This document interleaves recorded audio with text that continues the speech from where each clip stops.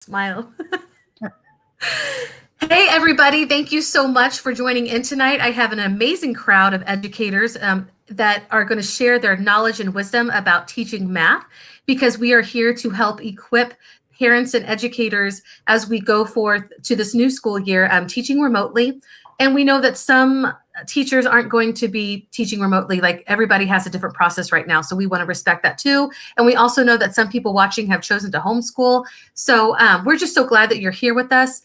I started this last or 2 weeks ago when I talked with my dear friend, Laura Gilchrist. She helps parentcamp.org. So I would love if you wanted to check that out, and just encouraged me to use my platform to help parents, families, the community, and educators to kind of join forces so that we can work through this new type of learning together.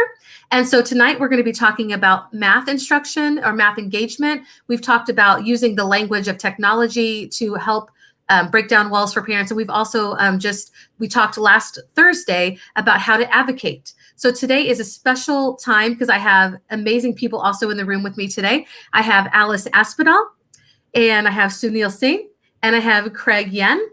And so they're gonna share their expertise. The first person I want to introduce is Mr. Craig Yen. Please tell us a little bit about your background. Hi, I'm Craig Yen. I have taught in education for 17 years now, and I teach over in Walnut Creek at a school called Valley Verde Elementary School. And then currently I use a blended model within math instruction. I started that maybe about 6-7 years ago. What a blended model means is that you have the students watch videos at home. And so I've made a bunch of fourth grade videos and fifth grade videos.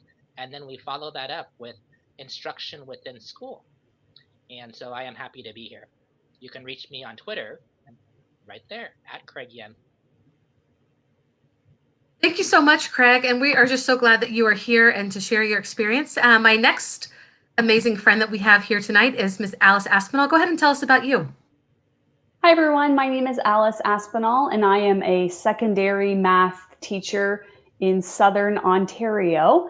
I've been teaching high school math for 12 years. And before that, I did a lot of work in elementary with some private tutoring and in-school tutoring as well.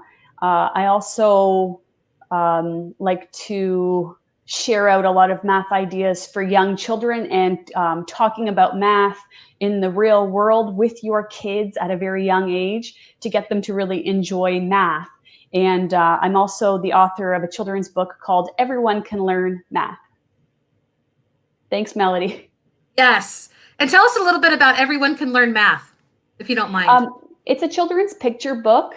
Story about a young girl who thinks she can't do math, like she's not a math person, and she goes about her everyday life and has all these experiences with her friends and her teacher and her mom, and learns that with a better attitude and a little more perseverance that maybe she should try again, and she discovers that she can in fact learn math, and there's no such thing as a math person.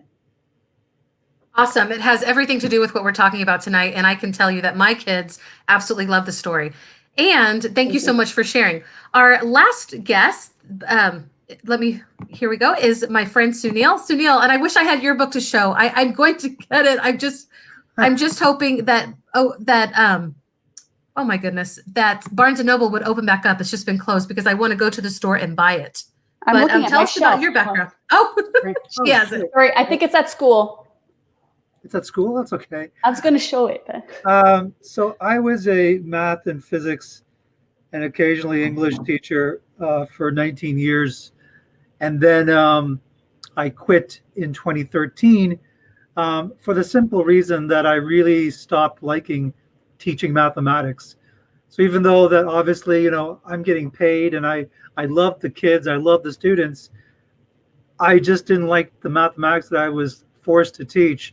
So that gave me a lot of empathy for the kids who have to learn it. And, I have two kids of my own who are going to 7th, 9th grade.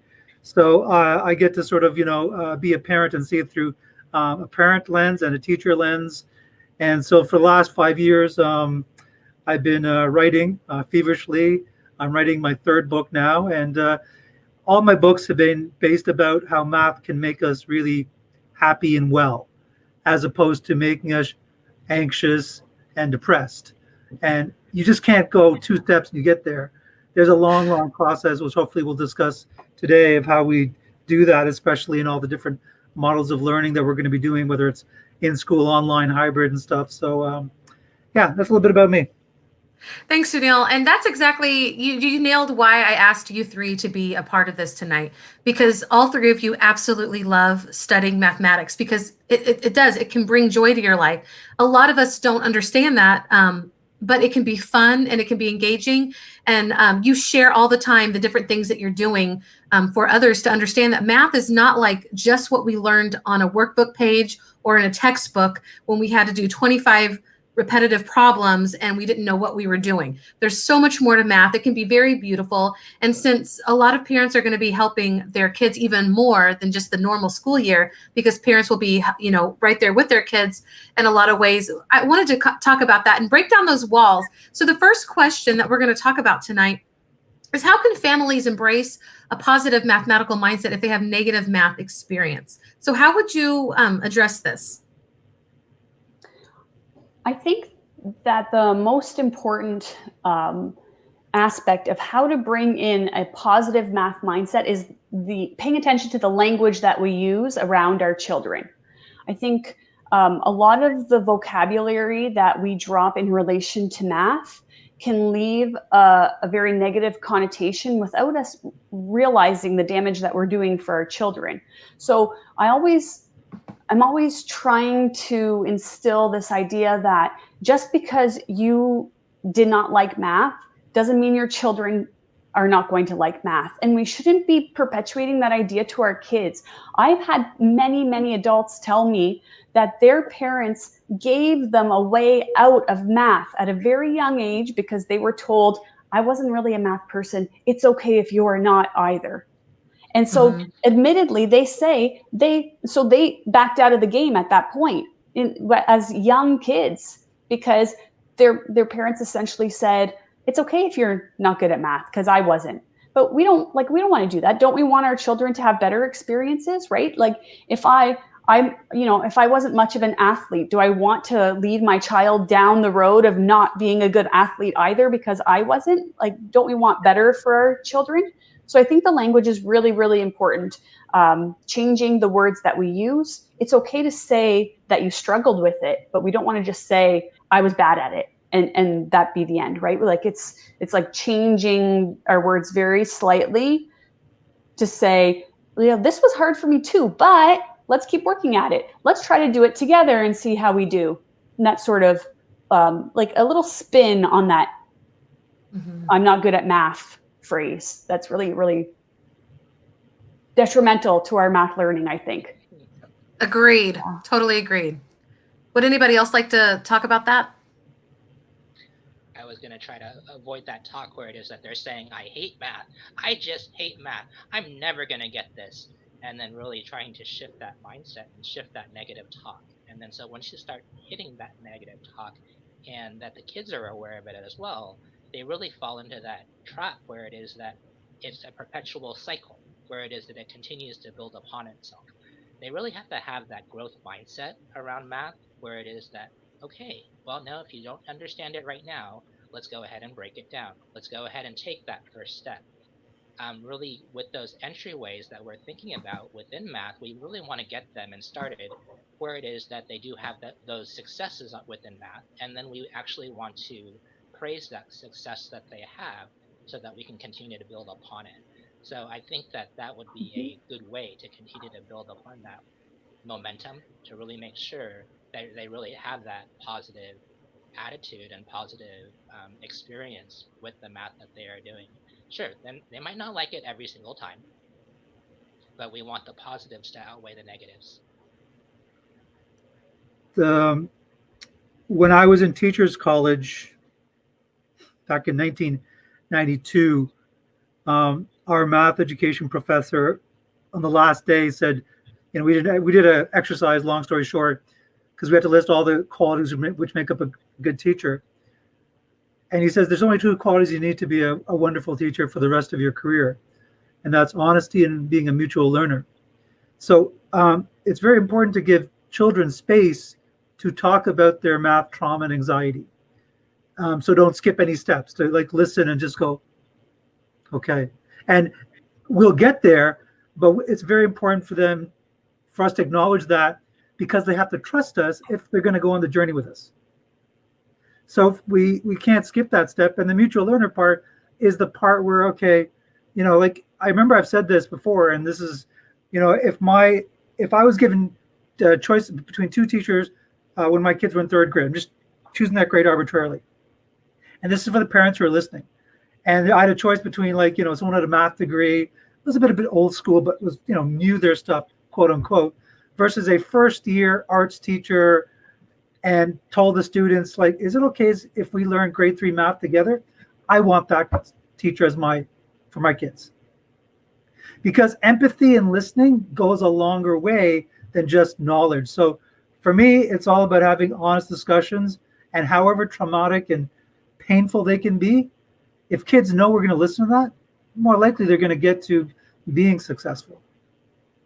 And I'll even take that, sorry, Melody, I'll take that a step further and say, along with empathy and caring and listening to their feelings about math, making them believe that we believe that they can learn how to do math, right? Yes. They sense that. They know if we believe in them or not. So we want to really, really make them feel like we believe that they can do it, that they can, I always say, we're not talking about achieving like everyone's going to get 100%, but I'm talking about just an improvement. So, feel more successful than they did before. And also just, and how we can communicate that, like that we believe in them, is that every response they give us is valuable. Like, even if, like, and I'll talk about this question later, but, if you were to ask even first graders, because this is one of the problems we have in math, first graders can do a question like 5 subtract 2, because they can do it on their fingers. And that's the other thing too, is because parents are hopefully watching this, never, ever, ever tell your child not to count on their fingers. I don't care if they're 23 years old and they're doing this, that's their natural manipulatives. So please, please, please, number one thing, always encourage your kids to actually use their fingers, because that's how they're going to get the muscle memory of the calculations. But, in first grade, they do 5 take away 2. How come they don't do 2 take away 5? Because it's almost the exact question. And even if kids go, like, if you ask a first or second grader, hey, what's 2 take away 5? And they go, I think that's impossible. That's actually a very good point. It is impossible.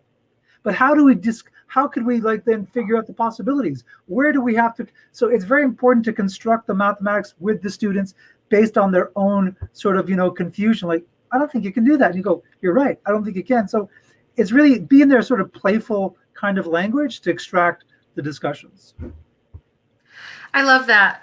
What you've all said is amazing. And something that I see both of you do as parents is talk about math with your kids in a very non-threatening way. And Sunil, you often say that you have like a nice snack when you're talking about math with your kids so that they can associate math with something good.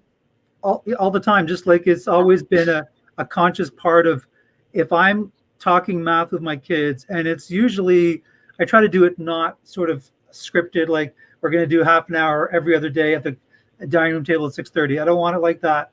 It can be just casual anywhere, but that it always gets folded into a positive experience, whether they're out, especially if they're out eating their favorite meal or dessert, just throw a random math question so that they associate positive memories with doing math, or just thinking about math. It doesn't have to be they give a right answer, but that you actually asked a math question in context with another leisure pursuit. And we want to take math outside of the home, outside of the school, and that's also part of the conversations. And I think this is actually your question that you just segued into so naturally. But how can families embrace the mathematical process knowing that failure is absolutely necessary? Can you tell us a little bit more about that? Yeah, I mean, I think the best place to start is, I'm sure a lot of parents have a lot of, hopefully, experience with failure. And maybe they haven't told those stories to their kids, but this would be a great time to talk about failure. I mean, I'll give you an example that I did actually in a classroom, which, especially if their kids play a sport or something. And I remember I was in California in San Mateo in a school, and there was a a kid who put up his hand at the back saying, I asked who doesn't like math, and only 3 kids were brave enough to put up their hand. I'm sure more kids didn't. And I could tell he was athletic, and I said, do you play sports? And he said basketball. I said, if you were to practice shooting your fadeaway 3-pointers like James Harden for about 40 minutes, and you didn't even get one in, did you waste your time? And he said very quickly, no. I said, same thing with math. Like the idea that you have to be successful is actually such a faulty narrative. And I know it's hard for parents because, I went through the same system, being fast, successful. But I think if we can actually, find moments to talk about failure, why it's necessary, even that question about 2 take away 5, if you say you can't do it, that's a very appropriate. You didn't get the right answer, but that response, which is wrong, is going to help us get to the actual correct answer. So don't skip. Failure is such an important part of the discussion because it actually leads to some really cool conversations. And kids bring a lot of cool ideas in general into school. They do. And they're just, like I remember like my son asked me in 3rd grade, is there negative infinity? I didn't bring that up. He brought it up because his imagination went wild. And if we let kids' natural curiosity, especially in the early grades, sort of allow like, what, I can fail. And I'll give you, like I tell my kids, don't you bring home an A. Like I'm joking, right? Like I take the pressure off and go, look, I want to see some straight B's. You hear me? We're joking, but I'm being somewhat serious. Like, okay, sure, if they get an A, it's going to be, of course, I'm not going to be super upset, but it takes the pressure off. And I've never cared about, this is me personally, I've never cared about my kids' grades. My daughter got a D-, I think, in fractions in 4th grade, but she loves math because she still knows that school and doing well on tests is completely different from the conversations we're having. So I would encourage parents to know that mathematics has been filled with failure. And that's the only way that it has been sort of developed, is by everybody getting it wrong, everyone being confused, including myself. Like this is the journey that we have to tell our students, and parents have to know as well. I love the truth that you're dropping. And now I really want to know, is there a negative infinity? Oh yeah, there's definitely a negative infinity. But I didn't even, my son came up with that question because, the numbers obviously go on forever. And it's like, is Google the biggest number? No, it's not, because you can do Google plus 1. So, even the biggest number, which can blow your head off, you can always add 1 to it. So then he just said, can I go in the other direction? So the fact that that's also the idea that we shouldn't be leaving, that's different. That's a story for another day, but leaving negative numbers so late, like have kids explore, because they understand about like, okay, well, you owe me 3 cookies now. Because, you only gave me 2. You're supposed to give me 5. Like those discussions are so natural, and you never know where the kids would, might have a sort of illuminating point, which they never would have given the opportunity. So yeah, definitely make failure part of your everyday conversation with kids. And some people like Jenny Cogswell, she's saying, you guys can't see this on your end and I can't pull it up, but she's saying that she can relate. She went through the same system of learning where making mistakes was not okay. And I'm on a mission to also teach my kids that failure is okay. And I think that all of us share that mission. I know I share that mission too. And that's kind of a change that we have to make as a system, as a public school system, or math education, that, there's wonder and there's exploration. Those are the things that we need to be embracing as we do in other subjects. Why can't we make math like that too? Yeah. Definitely. I think it's along the lines of the students making mistakes, because when the students are making mistakes, and if they don't make any mistakes whatsoever and they're getting every single math problem right, you're just sitting there and you're all, I'm the best teacher ever, I'm the best teacher ever, and they've gotten all those student problems right, there's actually something wrong with your assignment, because they're really not learning anything at that point. And so we really want to have them making mistakes along the way. We want to have that productive struggle with the students within mathematics to really solidify that learning. And so I think that that's really important. And just surfing what Craig said in terms of, another thing which, I know some teachers do is, you can there's a lot of problems you can give even elementary kids, which are unsolved math problems, in which there is actually no solution. And a very simple one, which I've done with my kids, is something called the goal-back conjecture. And I know parents might think, okay, that sounds like, no, it's quite simple that, any prime number, any even number you can think of, you can always get that by adding at least 2 prime numbers. So if you pick 10, that's 7 plus 3. And pick it, and as you get higher even numbers, there's more combinations using prime numbers. So can I do it with every single even number? It hasn't been proven. So maybe kids want to keep, working on their sort of adding skills and prime numbers, because they go, I bet 62 you can't do it, right?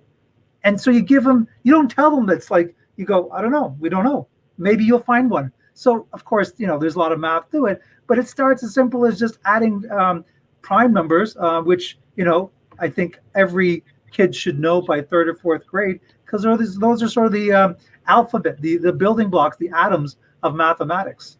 So if I was going to somehow, my internet connection got cut off, the one thing I would tell parents, and I've seen it with my own kids, is to introduce them to prime numbers, because and there's a great game by Dan Finkel called Prime Climb, which that's how my kids learned about division, multiplication, and prime numbers.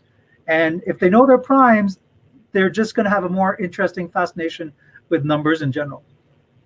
Can you drop that in the private chat so that I can drop it for everybody? Because I'd like to have that also. Thank you. Sure. Something that you're saying a lot is that when we take the pressure off kids for grades, we're helping them to understand the process more. And we can do that as parents. We can do that as educators. When we talk about, and I know that Alice, you do this all the time, and you share this on Everyone Can Do Math and on your Facebook, on your Instagram, and on your Twitter. You're sharing things that we can do with our younger kids all of the time, but that they can also turn into, secondary too, but helping us to infuse math into our daily conversations, like you were saying, Sunil. And I know my kids, we're always talking about how, I have 5 kids, for those who don't know, and we always talk about how far apart in age we are. And we were talking about today, and we do this all the time. And they love to laugh at my husband and I, because my husband and I are 13 years apart. So they always giggle a lot about that. But my oldest and my youngest children are exactly 9 years apart, because they share the same birthday. And so everybody wanted to know, well, when our youngest is so old, how old I be? I didn't say that well, but so we're just working that out. So infusing that into your everyday life takes the pressure off math too. And the last thing is just infusing math talk with good memories, whether you're doing something fun, eating something tasty, or just, a fun activity. Those are really great points to help take the pressure off the math process.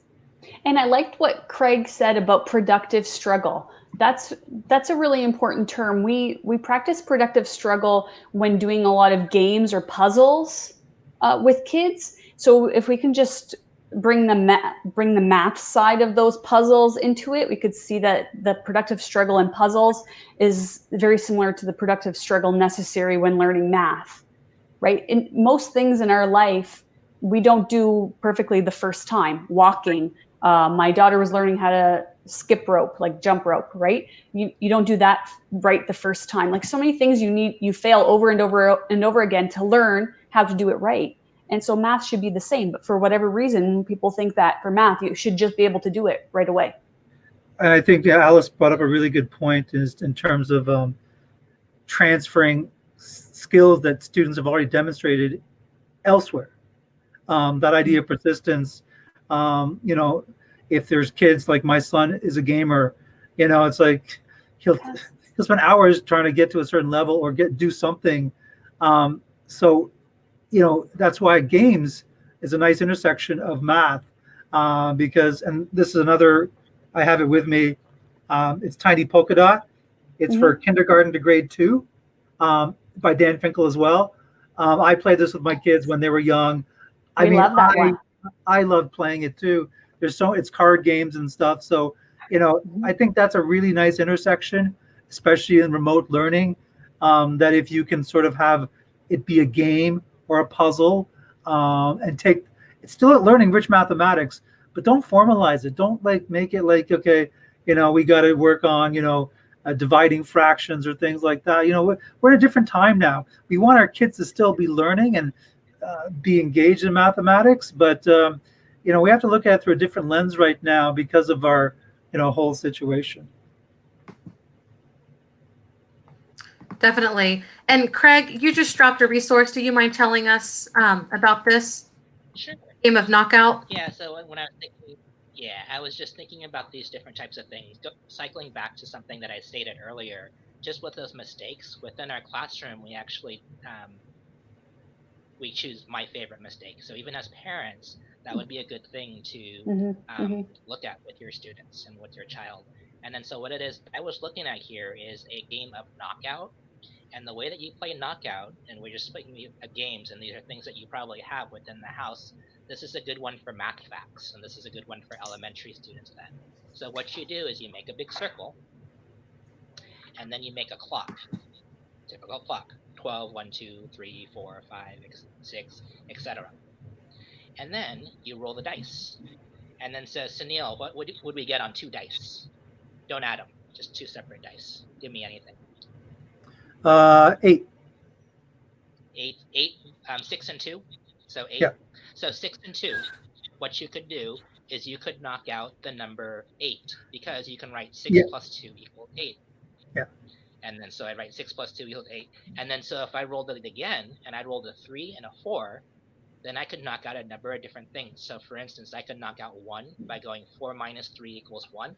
Oh, cool. Or I could go ahead and go 4 times 3 equals 12. And then I keep on rolling the dice. In our classroom, we had these little double dice where it was 1 dice within the other. So that you don't have dice flying all over the place. But at home, you might have a little bit more time and you might have a little more dice. And the dice can fly all over the place because you don't have 34 students within the room. So the whole idea is to get a knockout by actually crossing out all of the numbers. If you roll something and you can't actually cross off something within your clock, then you can re-roll the dice. The hardest one to get is 11 because it's 6 plus 5 equals 11, and it only appears once within your dice rolls. And a variation for the kids is if your students do not know multiplication, do not know division, then you can just do addition and subtraction, and you can still hit all of the numbers. How fun. And that reminds me, I love Yahtzee for those reasons too. Like just all of the problem solving you're having to do and adding, subtract, everything. That's a fun game. And several people are saying that it sounds like a fun game. You can't see that because it's on my personal page, but thank you for sharing that. No problem.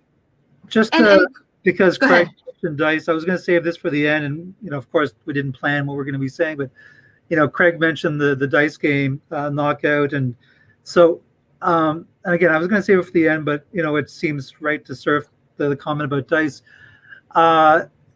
Where games originated was in ancient Greece in Lydia, and they were going through a horrible famine at the time.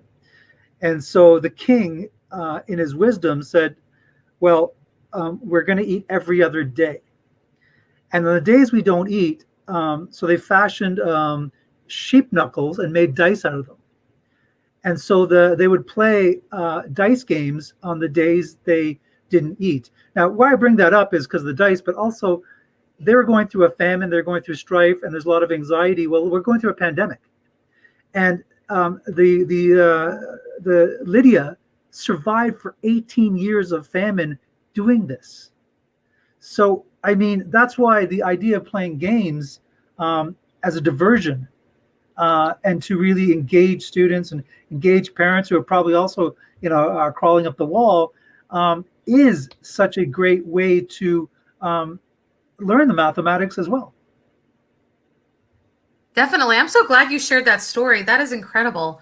And one of the reasons why you're fascinating to me is that you know all this math history, and storytelling. That stuff isn't taught at school. It's all about stories, and that's the other thing too. Is we when we read stories to our kids, hopefully we took time, and that's why Alice's book, it's about a story. Like everything, it's the math supports the story. Right, that's the important part. It's not the story supports the math. The story is like such an important part. And so we've told stories to our kids all the time. It's how we get them to relax. It's how we connect with our kids. It's how they have the fondest memories of our relationships. That doesn't stop, even in academic subjects like math or whatever. Yes, I told this story, and to me, it's a fascinating story because that's how games started, and surviving famine. And it now, as families and friends, we play board games all the time. We don't think about it, like how much like hours go by we're playing these games, but it's because of this sort of ancestral roots. I think games are really connected to math. Gamification in education right now is really big, right? That term gamification. And like, this is something a lot of teachers have been doing for a long time. This is not something new that we're doing, but think of all of the growth mindset and struggle that goes on when kids play games and video games and all sorts of games, right? Puzzles, that they can transfer to learning math. Like, there's so much around playing games that can be translated to learning math. Yeah. And because it's fun, and because kids are plugged in, or even adults are plugged in, like, real learning is happening, learning that actually stays with you, that you're not going to dump after you take a quiz or a test. So that's why games are so fun. And I just want to encourage parents out there. I struggled in math. I do love math, but I struggled with it for a very long time, until I started teaching it. Now I understand it a little bit more, but you guys are still a little bit more brilliant in that way than I can understand sometimes. But I think that it makes a difference for our mindsets too as adults. Like, if we've never experienced math fun, then we don't understand that. But math can be fun, and for all of us, no matter what age you are, and it's not too late to experience that math fun. And we're all inviting you to experience that with your kids right now. And that's where, like, we had this conversation before it started in terms of on Facebook, in terms of anxiety, and I said, something occurs before that, and you're all chiming in, and I think Alice said boredom, and it is, and if you let boredom fester, that becomes alienation, and that's the precursor to anxiety. And I know we talk about math anxiety; it's a real thing, but if I could use a medical term, it's almost like a metastasis. It's become too late because there's so much turnaround time needed. So for me, you got to deal with math alienation, and that starts like anywhere as early as JK to grade 1, grade 2. And it's ironic because that's when the kids have like the greatest amount of resilience. I've gone into grade 1 classrooms and I've seen a kid get like the answer wrong 5 times in a row, their hands still up in the air. Like, we have to utilize that resilience and really give kids challenging ideas. We're getting it all wrong. Like, we're saving some of the juicy stuff for later. Why don't you in first grade ask kids 2 take away 5? Let's crack this one open. What can we come up with? How can we create a situation where this makes sense and we can, talk mathematically about them? So, have kids part of the learning process. Like, we're learning from our kids. Like, that to me is also a really good educator. Again, that's that mutual learner part again, where you're going, wow, I didn't think of that. Good point. So they feel like, yeah, I want to contribute. Definitely. I agree with you. Yeah, I agree with you, Sunil. My kids are at that age too. They're going into senior kindergarten in grade 3.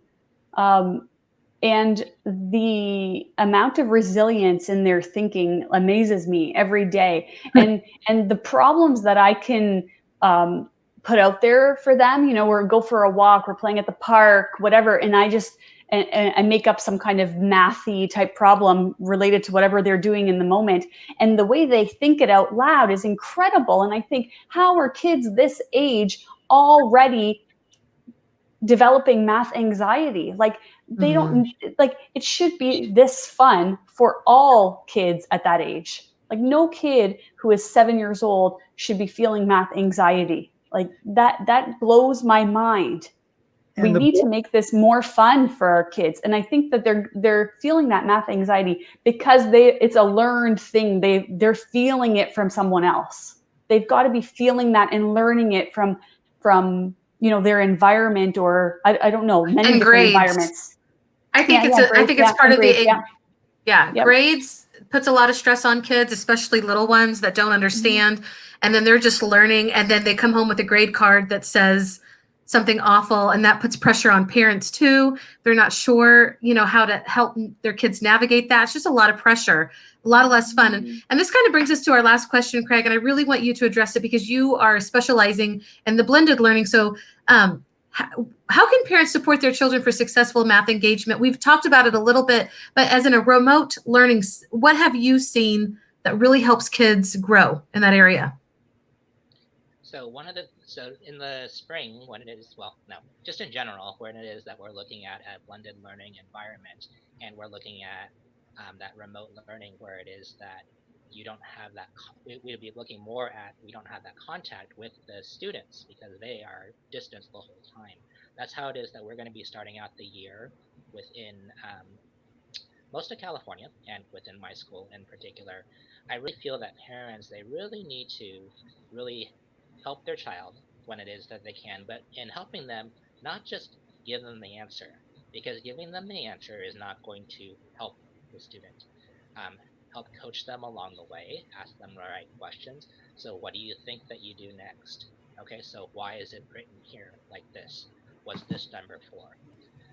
What did and then so there's going to be some sort of support at some point for the from the teacher. And then so in my instance, I did have videos for the students and the families, if they chose to be able to watch. I had heard a lot of feedback, even kids that weren't even in my class for that were in fourth grade or whether in fifth grade, they were going back to Mr. Yen's videos and looking at those videos and seeing what it is and that approach that they would end up taking to be able to work on some of those problems to help support their student and to be able to get those things done.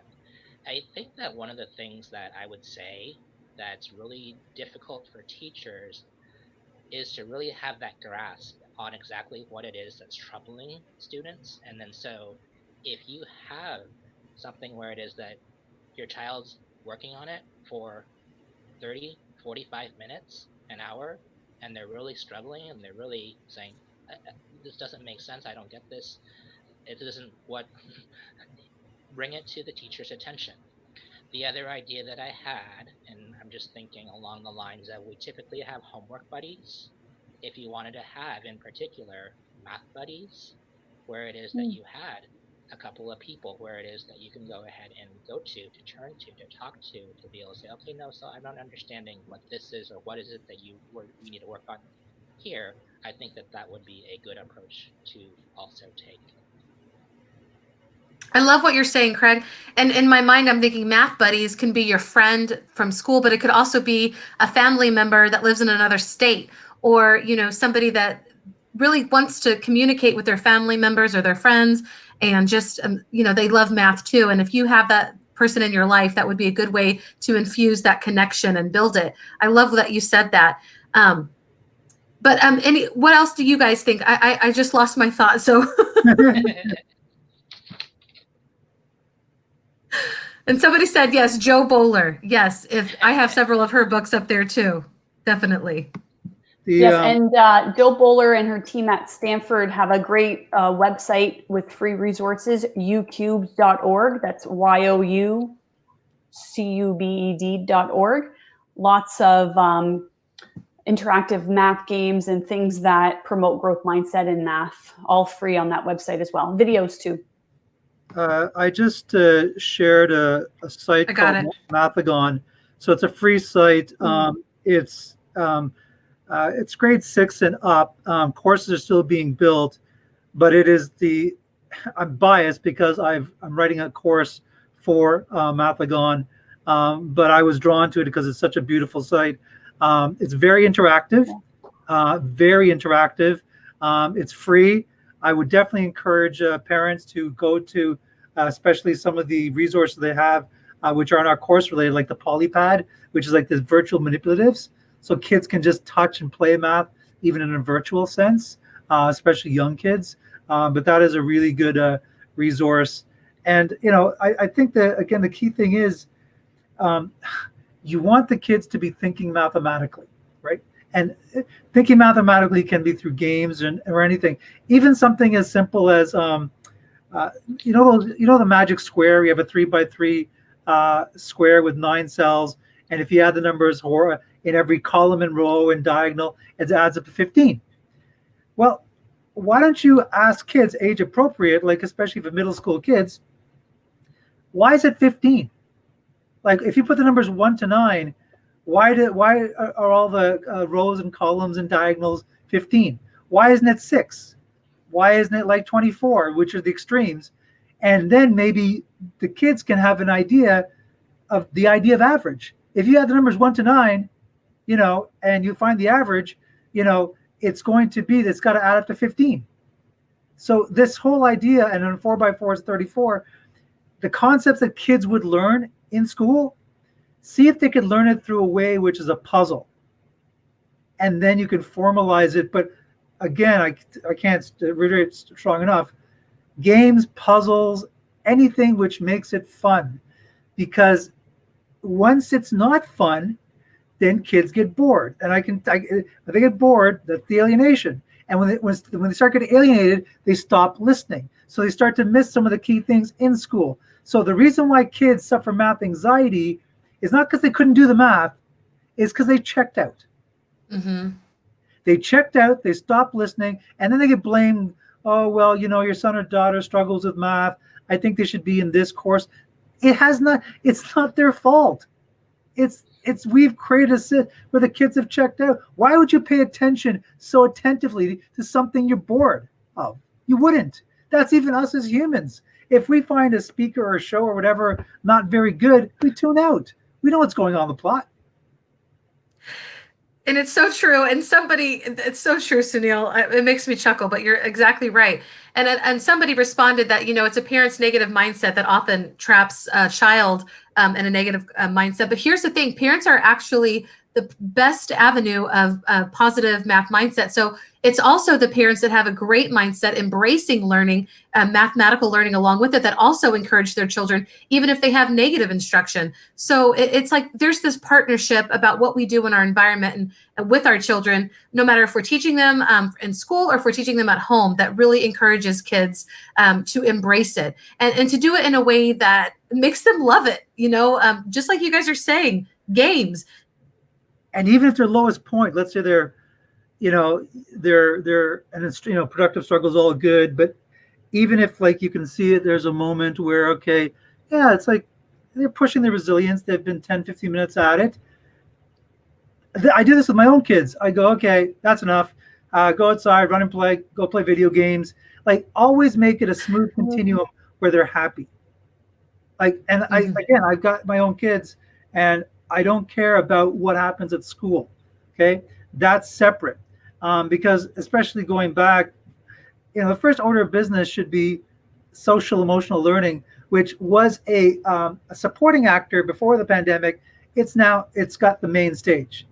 We need our kids and our parents to make sure that everyone is in terms of the SEL stuff safe and happy. That's the first thing I want my teachers doing with my kids, if and when they go back for the first couple of weeks, just checking in on them. Everybody okay? Tell me your stories about what you did last 3 or 4 months. Some kids may want to share, some kids not, but just give them we're going through some tough stuff, and just prioritize things properly. And Alice, then the you rest look like comes. If you're in an atmosphere where that your learning is valued and everyone has something to add to the conversation, and where it's non-threatening, the learning will then come, because it comes along with the confidence too, right? If the students are in a classroom where they feel intimidated and scared and they already think they're not going to learn, or they're not going to do well, then they're just, they'll fulfill that prophecy. They'll fulfill that thinking, right? Yeah, self-fulfilling. Mm-hmm. Definitely. Well, we have come even longer than I thought. Craig, are there any, and I want to give you a chance too, are there any last words before we leave for today? Sure.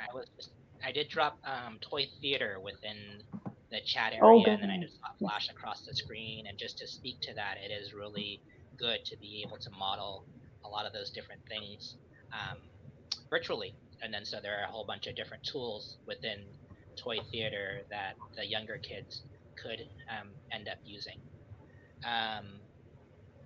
There was something else, but it must not have been hugely important. No, I'm putting up what some other people are saying.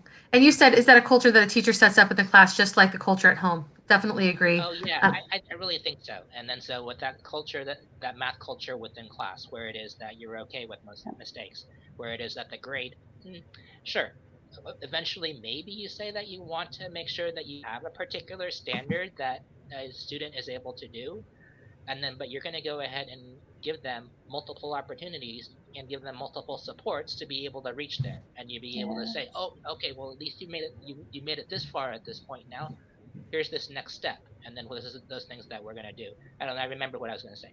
It's very hard for the teacher at this point to be able to give that one-to-one attention to a child, or that one to sometimes even to a group if you're within a distance learning.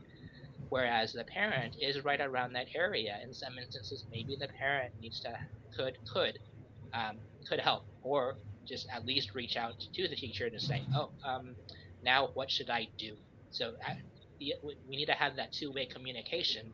Otherwise, as a teacher, and if I don't hear anything from the students, and because perhaps that I did not ask for feedback, or if I do not hear something from the parents because, again, I didn't ask for feedback, hopefully the teacher is asking for feedback. If the teacher is not asking for feedback and figuring out what it is that's going on with their learners, then as a parent, you need to reach out, and you need to go ahead and be involved and say, okay, you need to be that squeaky wheel because you are advocating for your child. Amen. And if you're crying and your child is crying, you're trying to figure out the math, like, what would you guys say to that parent right now? Well, my daughter has had math anxiety because of school. And, the first thing is, it's an honest response. So you have to let them have a good cry. You can't say stop crying. That just basically negates what they're going through. I think you just let them have a good cry, and once they can kind of catch their breath and say what it was a test and all that. And I really think the thing which I would tell parents, I don't know how you communicate this in terms of actually communicate it directly. Everybody who entered the realm and awe and wonder of mathematics prior to education did so willingly and struggled with it. Everybody struggled. In school, they have to take math, and you can't fail. So I posted this on Twitter. It's square peg, round hole. And so no wonder kids, suffer from it. And I think the first thing, and almost the last thing, and the continuous thing is, you got to tell kids it's not your fault.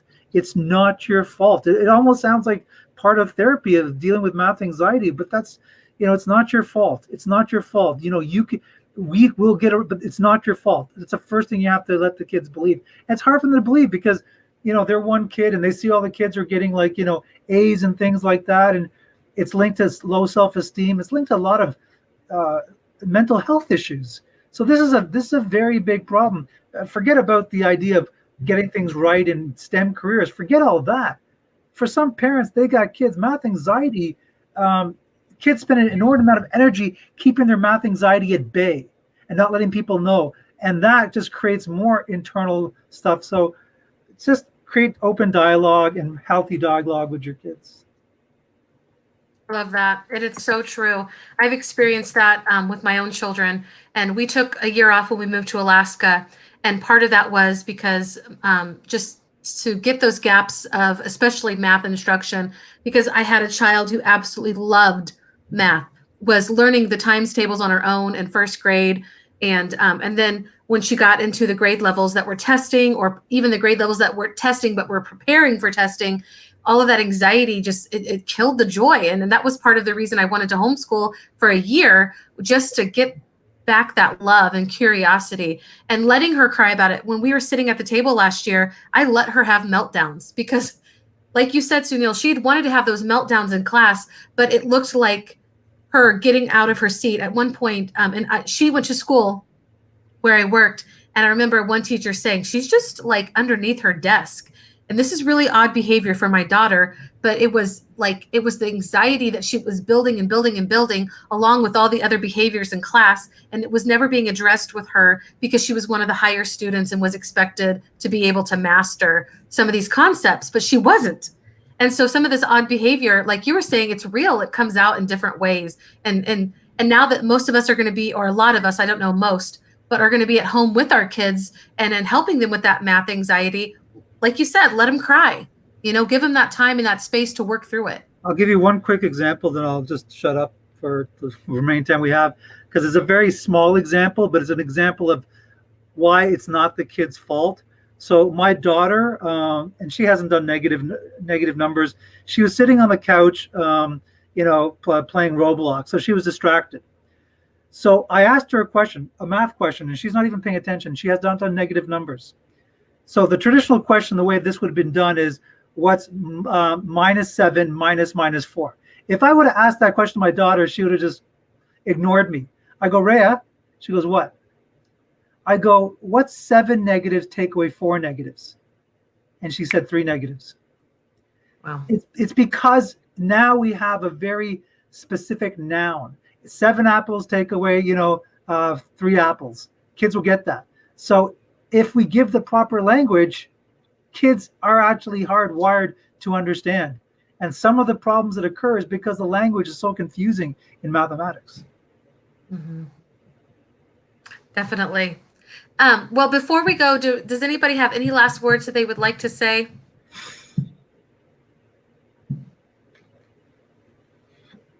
And thank you for these comments. Some comments are coming in. Okay. I'm sorry, Craig, I cut you out. What? It wasn't on the screen very long. I would say work with your child to really set up a dedicated work area. And then so ideally make sure that you have a nice space to be able to do that work. Definitely. Whether it's at the kitchen table, in their room, definitely. Yeah. Exactly. And with whatever resources that you have there, and then so that it can work to try to minimize some of those distractions.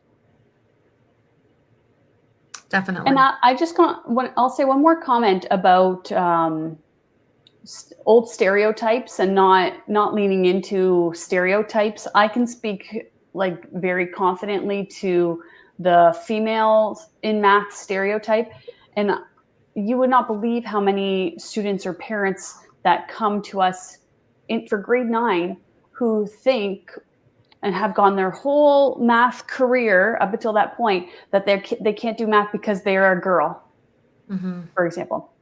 Like how sad that they've been led to believe that up until they're 14 or 15 years old, right? And there are more, like there's lots of evidence. I know Sunil does a lot of great work in math equity. Like he can speak to this much better than I can, but there's lots of evidence that says that our Black students are being streamed in lower level classes continually as well.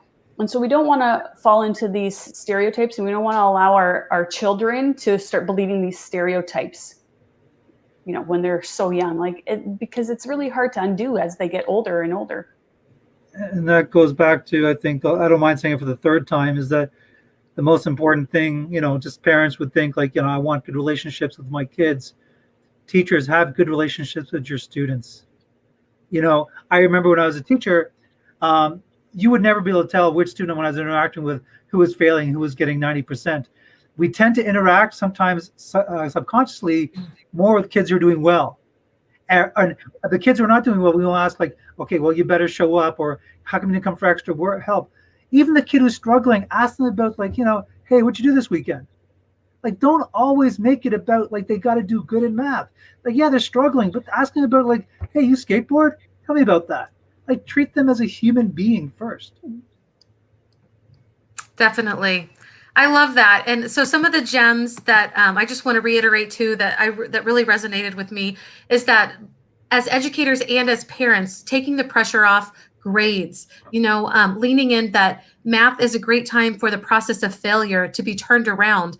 And I know Alice says this a lot, but that it's we can apply that to so many aspects of our life, but it's through math that we learn that failure is okay, and we can still succeed on the other side of that. And we can apply that, like you're saying, Sunil, socially, emotionally.